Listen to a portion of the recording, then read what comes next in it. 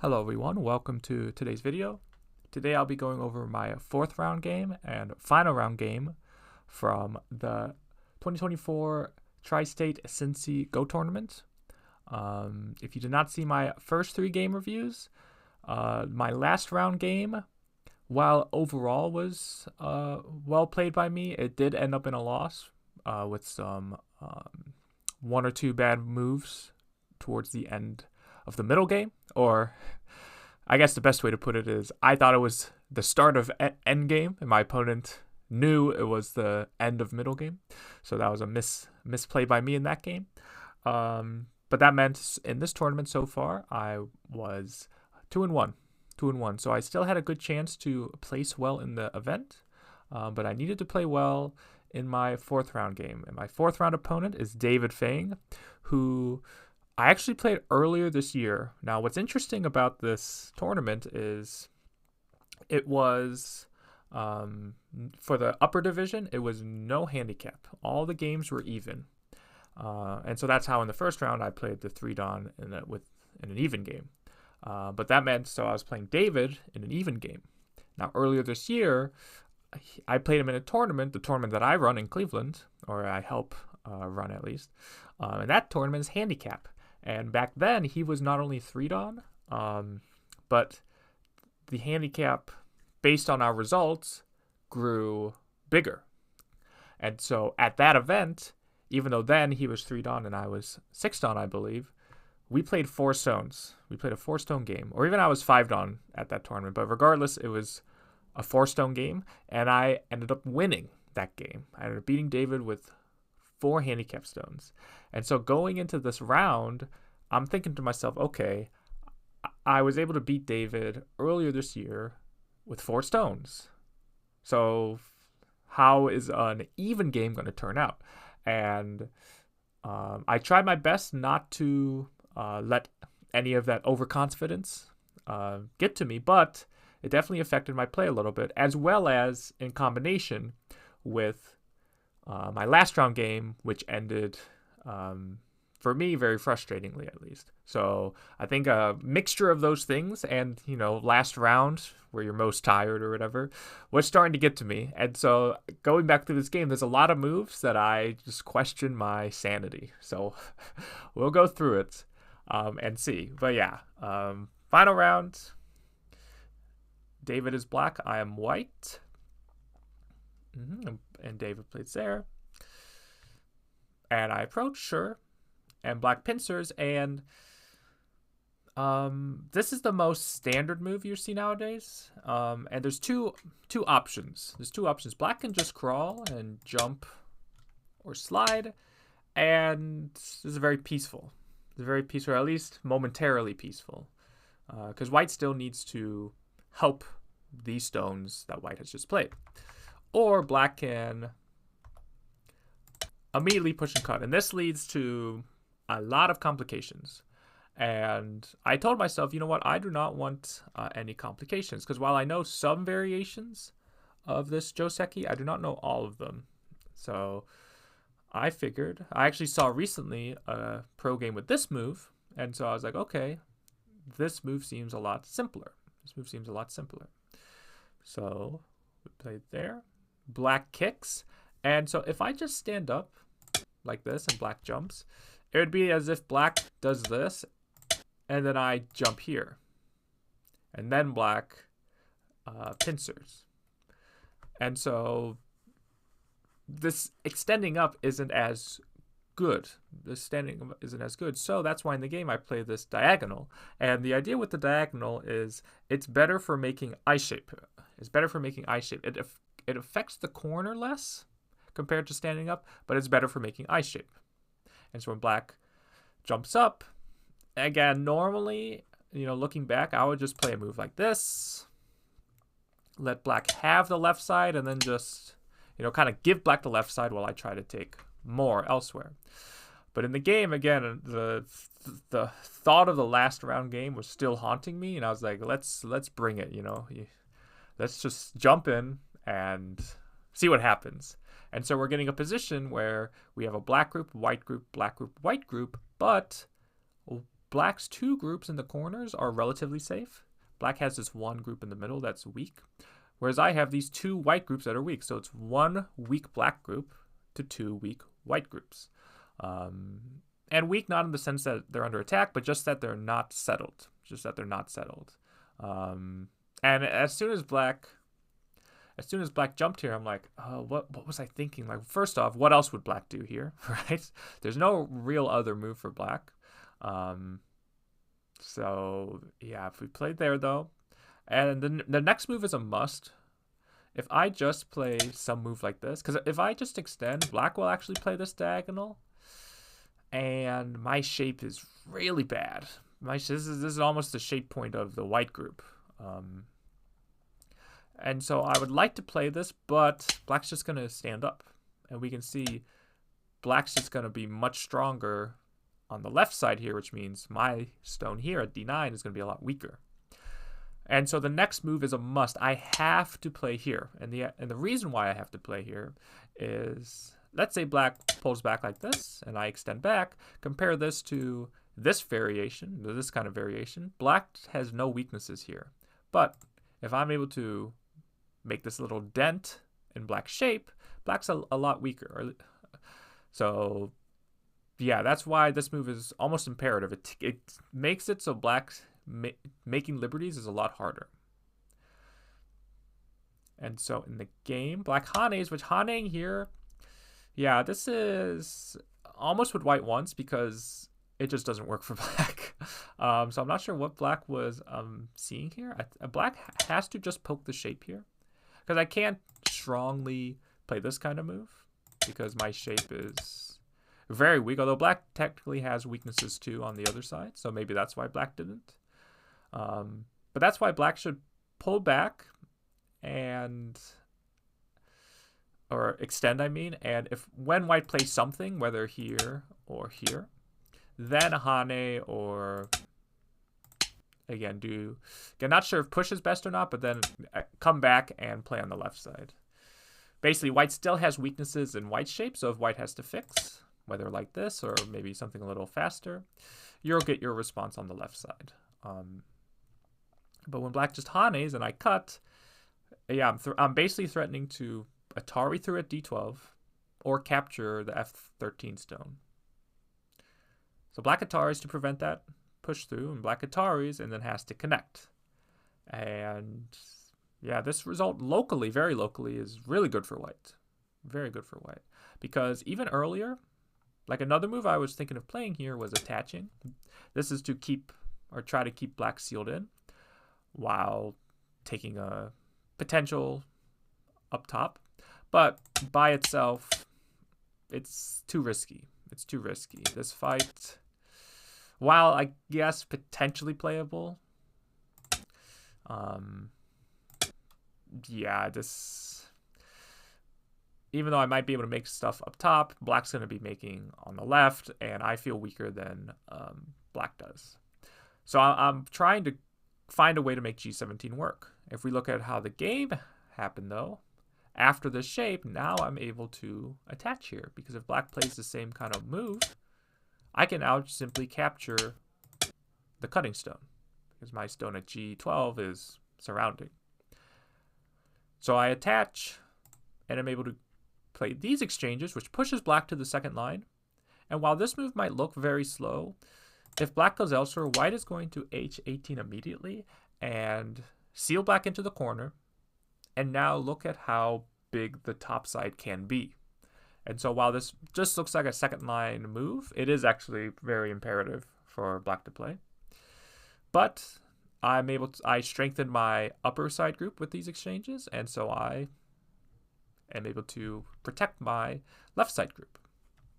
And even here, black again does something kind of peculiar, and black bumps. Now, the idea with this move is black is trying to prevent, like if black does something else. There's Aji if we attach and crosscut, or in some cases just attach to the 3-3. There's a lot of Aji here. But after you bump up, you've made white's base very solid. Like this shape by itself has an obvious weakness at c8. And so you don't really want to touch this shape here and make white stronger. But black is strictly looking for Sente here. So that's why black bumps. Otherwise, I would think to play some move like d4, keep the weaknesses of white's shape alive, and while still securing the corner in a lot better way. Because even after this corner still has a lot of Aji. This corner still has a lot of Aji. But black's strictly looking for Sente, so that's okay.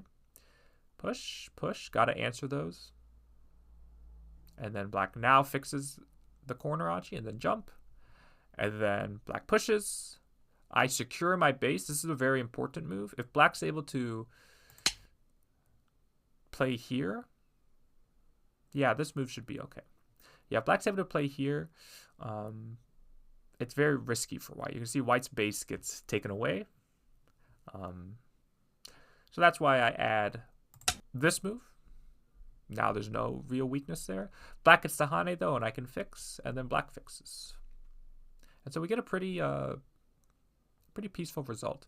Now normally this is how you'd want to fix. It's a lot harder for white to kind of attack this shape here, because when you play here, there's an obvious weakness of, in fact, Tengen in this case, and you can see the shape gets not so good.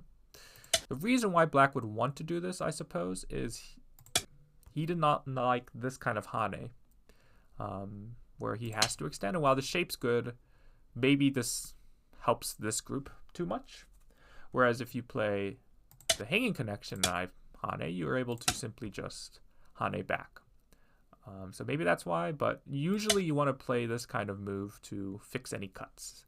And you might be asking, does it actually fix the cut? And yes, because if white cuts, we can simply net. We can simply net. So it's not even a ladder, it's just a net. So, but yeah, black goes there. And I approach the lower left again. Because black's all on the fourth line here, black's corner can be potentially floating. Black kicks, which makes sense, and then stands up and then goes elsewhere. And besides my initial invasion at d9, all my other moves so far have been pretty understandable. But the next move is where, again, like, it's not my usual way of playing, and that is playing at e3. And again, during the game, it just looks so juicy, doesn't it? Like, I'm threatening to connect under at g2, I'm threatening to push through at d5, like, black has to do something. When black simply just g2s, all I've done is weaken my two stones on the outside. And that becomes an important thing in this game, is I weaken these two stones on the outside. And so one, what that means is when black plays here, just forget about the corner. But two, what that also means is I should find a better move than this one. I should find a better move than this one. Like, maybe I can play a move like g2, looking to directly play e3. Just something else. Just something else. But I was so, like, during the game, I was like, oh, well, there's a weakness there. He has to fix. Oh, he didn't fix. I'm going to take the weakness, or the weak spot. But we can see that if I push and cut, if black fixes here, there is actually a little bit of Aji in this corner where I can play at b3. I can play at b3, and this is a very nice move. This is a very nice move where if black simply blocks, I can turn here, and this would be some sort of ko. Like this. There can be some sort of ko like this. Or if black descends, a ko like this. Now, black could also cut and then capture here, but this would actually be really good for white because I live in Sente in the corner, and I could just do something else. I could just do something else. If black just blocks here to capture the 2, I actually am able to connect here. Because after black pushes, and I connect, usually this is like connecting on the first line isn't so good, but because I'm threatening to capture on my next turn, black has to add a move, and then I can capture back. If black plays this one, it'll be very similar to the other variation where there'll be some sort of potential ko here. There'll be some sort of potential ko here. Or I'm alive in the corner. So yeah, there is actually some Aji there, but the thing is, black does not need to connect here. Black can play e2 directly, like this. And if I just cut, and black gets always here, I haven't really gained much. Like if I take, that's Gote. And if I just leave it, then again, black hasn't really lost anything. If I try to, if I try to prevent that, again, I run into the issue where this just dies. Most likely, again, there's a lot of liberties here, but when black can still run out here, it's white's not getting that many more liberties. Or again, if I cut, like again, black can just simply connect. So there is Aji there, but it's not super effective. It's not that effective. So yeah, I've actually basically like later on, this would be a move black would play anyways, and so I've exchanged a move that directly doesn't gain me much, and for a move that black would want to play anyways. So I pincer, double approaches, attach. Yeah, this is normally not what you do. Normally, like at this stage, like the fact that you're playing R6 means you want to give up O3. And so you would play this Hane and attach like this. And white would come down, and then you can play something along this line. This is standard. This is standard, or at least it was. I don't know what AIs might do nowadays, but that's at least what I know. And so when you wedge here, what happens is black just weakens the R6 stone, which is the stone that had more potential. If you ask yourself how many points can this stone make compared to this stone has to make a lot less. Because this can expand along the entire right side. This is limited to just this narrow passage here. So yeah, it's a strange choice to switch directions and then switch directions again. Play there. And so after this, and I descend, black has two weak groups. Black has two weak groups. Now to black's credit, my bottom side group is weak too. Again, part of that is because of this G2 move. And that's why when black goes here, I should just add a stone. I should just add a stone. And the reason is there is no way for black to connect this bottom side group with these two black stones here. There's no way to do it. Right? If black tries this, then it's just how do you cut a knight's move? How do you cut a double knight's move, right? So yeah, this move's a little slack, because also, and whether I connect here or another way to play is, and maybe this isn't the best way of playing, but during the tournament I definitely could see myself playing this way, again with how all the factors were being handled, or how my play was being affected by the factors, is playing something like this where I'm saying, okay, you're not alive in the center here, you're not alive on the bottom and the right side, like let's tussle. Because when I go here, black just connects, and now there's very much no way to separate black. So I would at least have liked this at least a little bit better than simply jumping. I just pull back, which again it's not the worst move, but like black just extends. So like, again, it's hard to say like taking the corner is like a bad move. And even when black goes here, I invade and descend. But yeah, like feels kind of off there, but I don't think it's that bad. Black goes there, I descend, play there, and then black goes elsewhere. And yeah, here I would definitely just connect. Or at least try to live on the right side, so that if white separates me, okay, my middle bottom group's alive, and now my right side can live on its own. But this right side group gets into trouble basically. So yeah, black goes here. So a really important thing about this is, in general, when you play here, you have to be willing to wedge here. Even though you give white this corner, the idea is white's going to get the corner in the other variation too, but in this case, you're going to make your outside stronger. The extra few points white gets in the corner is not as good as the extra moves black gets on the outside. Whereas when you play this, notice white gets 0 weaknesses. There are no weaknesses there in that corner. And when you extend, there is still a weakness at N17. There's still a weakness at N17. So if you want to, like, the reason you would do this, like just stand up, is like you don't want to give white those few extra points. Then in that case, that's when you play Q18. That's when you play Q18. And so you're going to get the less forcing moves, but now white's corner is less secure. Clamp first, and then, or white's corner is smaller. So if you were just looking to make a base, this is a probably better way of playing. But if you play this one, you're looking to get forcing moves on the outside. Because I felt very confident here, and you'll see, as soon as black goes here, I immediately am looking at N17 and trying to find a way to get it naturally. And we see I actually find I'm pretty happy with it, a nice sequence to do so. So I jump up, black touches, I extend up, black jumps, I play here, threatening to cut black. Although here again, I think black needs to connect this way. Black's right side is weaker than black's bottom, for sure.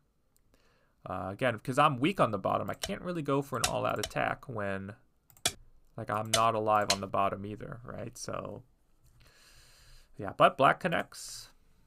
I jump, play there, and then I jump. And the whole point of this jump is when black covers here, I play N17.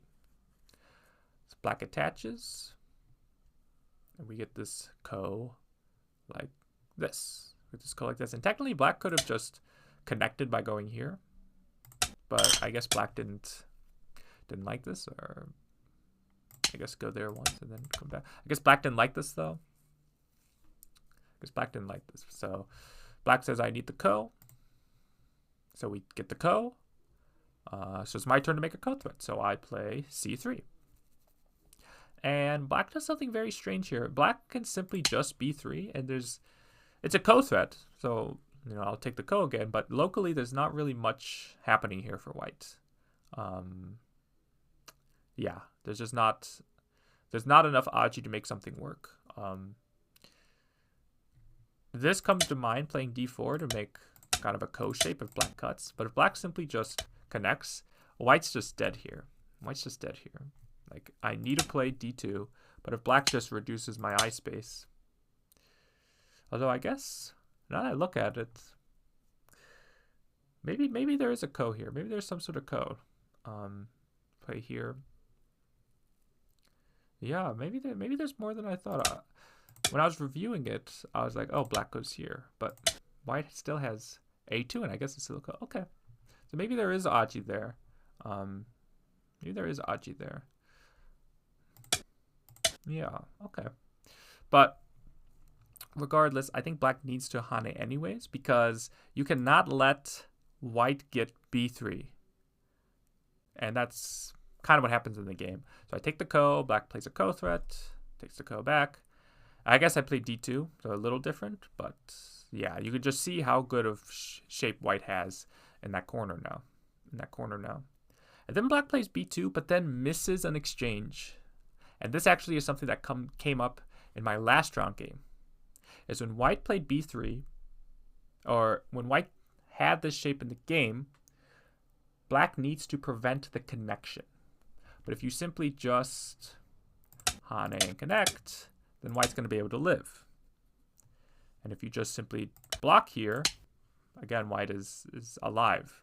So how can you prevent white from connecting? Because what happens in the game, black slides, but I hane here. And I'm able to connect back to my group. So how can black prevent that? Again, this came up in my last round game too. So if you watch that, hopefully you've remembered the Tetsuji here. Is you can play here. And when white blocks, you're not going to connect. You've already done enough. This prevents white from connecting. Because if white plays the same exact move in the game, when black descends, this is now an Atari. In the game, white was able to go here, but of course now white just gets captured. So white has to go here, and then you can separate. So you can prevent connections with the hane. Prevent connections with the Hane. And so what that means is if white wants to live in the corner, white needs to add, white can't answer that move at b6. And what does that mean? Well, that means, okay, then this move becomes sente. And then I can take your weak spot or your weakness. And notice all of a sudden, not only is white's left side group floating, but so is white's bottom side group. And it's the same even if white pushes here once and then lives. It's the same problem white has. Is black's going to get c8. Black's going to get c8. So, yeah, black played b6. It'd be a different game. It'd be a different game. But black plays there, and I'm able to connect. Notice black can cut, but when black extends, I have enough liberties. So all of a sudden, I've actually taken the entire lower left corner, and black's group here is not alive. Black comes out, so I come out. But the interesting thing is, again, black has these jumps here, and black is, even though it looks like black's running, I'm not alive on the bottom either. And remember that G2 move, the thorn in my side? Yeah, that's really hurting my base all of a sudden. So even though I took the corner out, yeah, I add a move at H2, I'm not alive. I'm not alive. So black connects, and again, this is where, again, something about my mentality was off here. Is if I just live like this and let black cut, okay, black took these, but guess what? I took the entire lower left corner. So black takes those, okay, we still have this ko in the upper left even. So this would be simple. But in the game, I just connect, and when black plays k4, I am not alive. I am not alive. And so again, I don't know what compelled me to connect here when I knew there was a weakness here, but I was just okay with letting it happen. So strange. So I have to block, and then black has time to Hane. And if I can capture the stone at k4, I'm alive, but I push through. I play here to threaten a cut, push through, and you can see black is just okay here. Black is just okay here. Black plays there. I Hane. And so here's the deal here. If black had simply just gone here, I lose this game. Because there is no way for me to make a second eye. And if I try to separate black, we can see that after this cut, black's just connected. I just can't do anything. Double Atari. So, yeah, and I can't make an eye in this small area here either. And so, again, it was so frustrating because it was like, one, this game was going... After taking the lower left corner, I was feeling very confident about the game. And then I just play the silliest move of p7, save the tail here. And now my whole bottom is dying.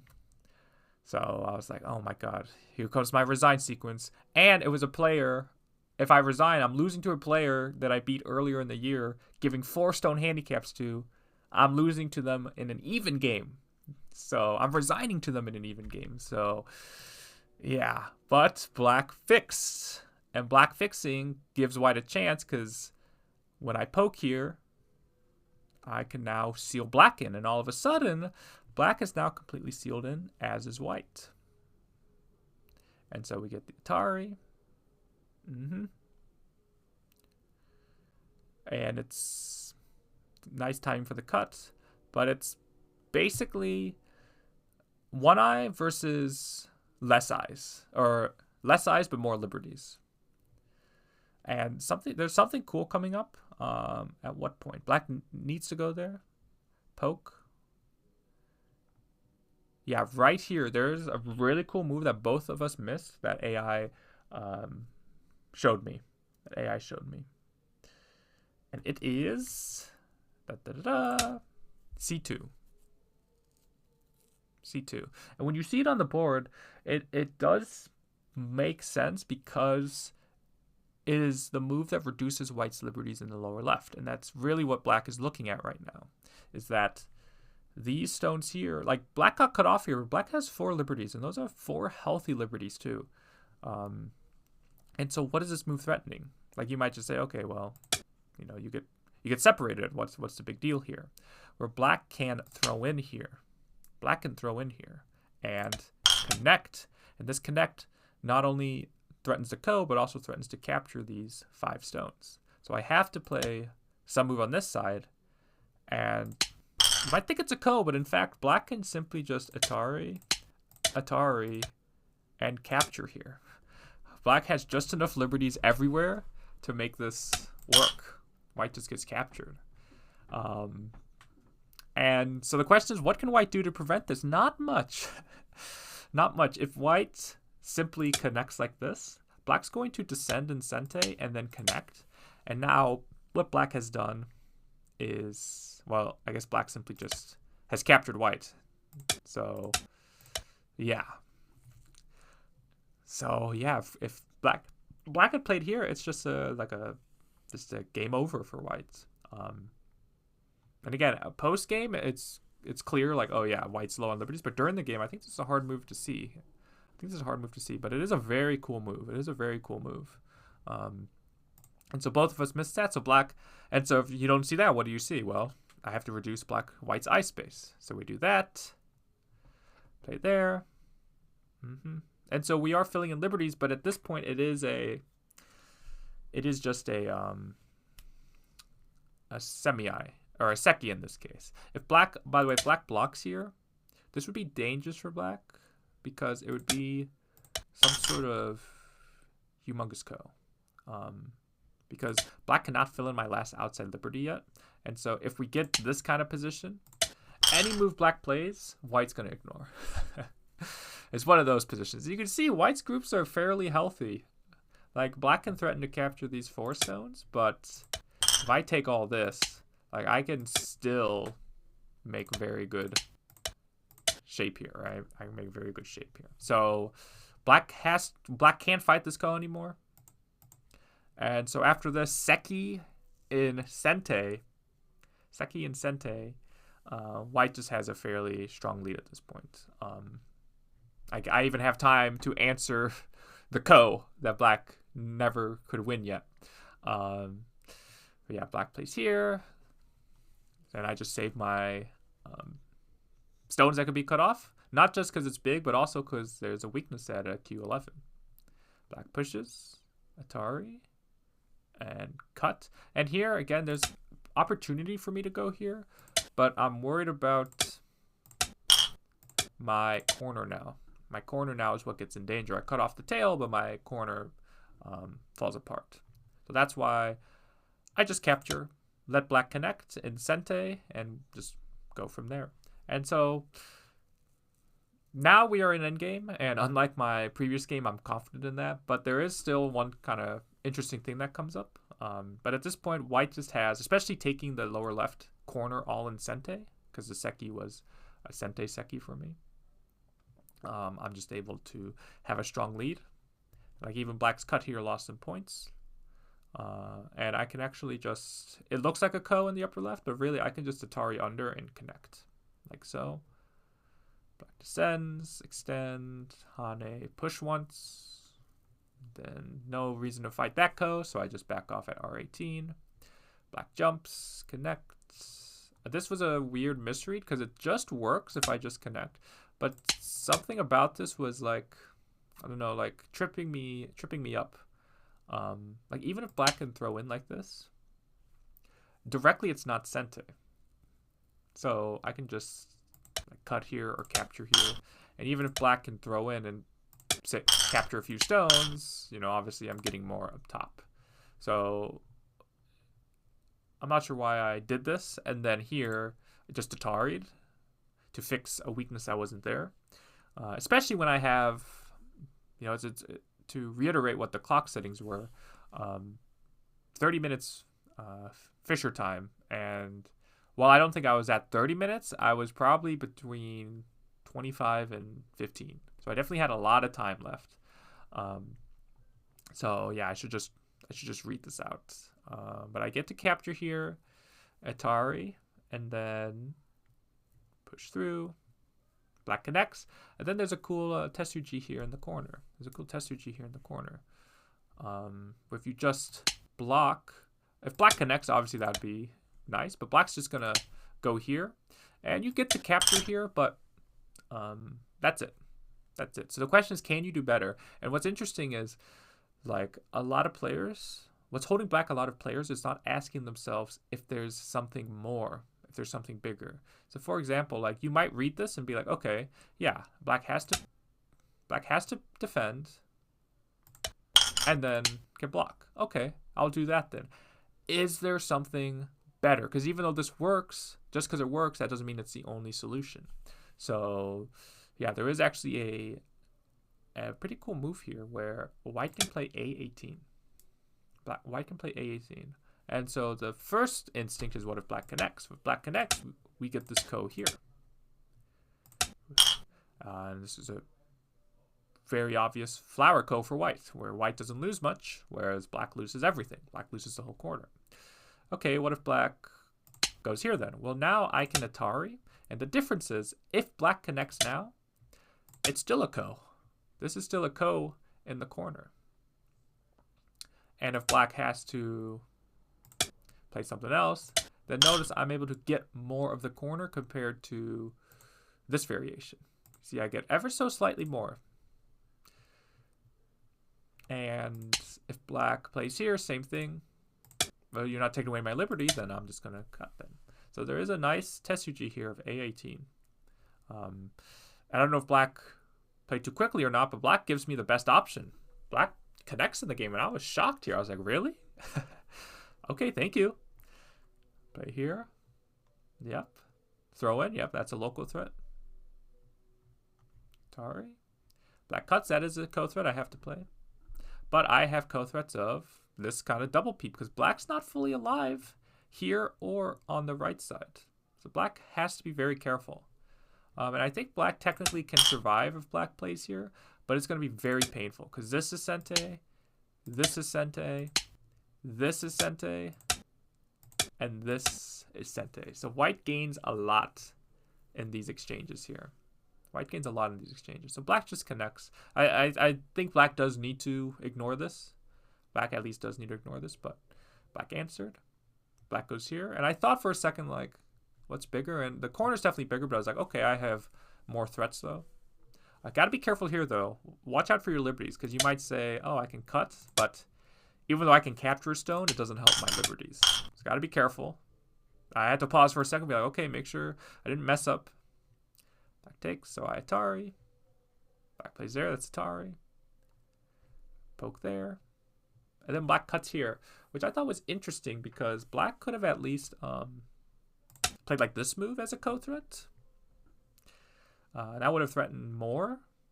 And after this, even if I take, like if I take here, then black gets even another co-threat. So if I take like this, I don't really have another threat here. I don't have another threat here, because even if I threaten to take away black's last eye, well, one, black's still alive, because black can capture these three in a snapback, like so. But the other thing is, if black just answers here, I've actually given black two more co-threats, because black can throw in here as a co-threat. I have to answer this. These stones are keeping this Seki alive. And so even though I get a co-threat, black gets two co-threats. So it wouldn't be worth it for white to play there. So I think black could have won this ko. Like, I'm not sure what I would have done as a co-threat. Maybe just a big endgame move. Maybe like go here. Black wins the ko. I get the poke here. Something like this maybe. But black keeps the corner at least. In the game, black cuts here. And I say, well, you're not threatening anything. So I'm just going to capture the huge corner. And black gets to squeeze. But I can even connect back. And yeah, I'm still alive in the corner. And yeah, black captured the three, but after this, there's definitely not much else in this game. We just play some end game, and yeah, it ended up being, I believe, because we did go to counting, it ended up being, I think, 31.5 for white, which honestly feels, that's what's in my game record is 31.5, but for somehow this feels more than 31. I'm not sure if it should be double that or what, but white wins by a lot. White wins by a lot. But again, this was a game where even though I won this game, there were some select moves that were like, what was I thinking? what was I thinking? And going back through, I'm like, I don't know what I was thinking. maybe I wasn't at all. But yeah, like how I let my bottom group almost die, how I pincered or invaded the left side at move, what was it, 8 or whatever it was. So some very strange moves from still letting my previous games affect my future games, which, you know, it's a hard habit to break, but it's definitely something I try not to do. But yeah, my final record after winning this game was 3-1 in the tournament, and that was actually enough to win the entire event. Which was super awesome. I won a plaque. I won a plaque with the tournament name on it, and I won a tea set, an antique tea set, which is super cool. I want to thank Frank. I've known Frank for a long time. I want to thank him for putting the event together. It was a really well-run event, and I love the venue too. It's in a beautiful neighborhood out in Mason, Ohio. So I really enjoyed the event. And the funny thing about this event, though, reflecting back on it, the stronger my opponent was, the better I played. I think that my worst played game was my first round against Stephanie. And my best round was my second round against Paige. But you would think that wouldn't your hardest game be, or not even hardest, but the game you play the worst in is like the stronger player. But I don't know, just something about the weaker players. I was playing worse. I'm not sure what it was. Like, again, I beat David with 4 stones earlier this year, and he's definitely gotten better. He was 3-on back then, and he's 4-on this tournament, but I wouldn't expect him to get 4 stones better. And yet I feel like this was a harder game than my 4-stone game against him earlier this year. But yeah, super fun event. And yeah, I look forward to coming out to more next year or whenever the next one is. But yeah, those are my tournament reviews. If you have any questions about the games, please let me know in the comments section, and I'll see you all in the next video.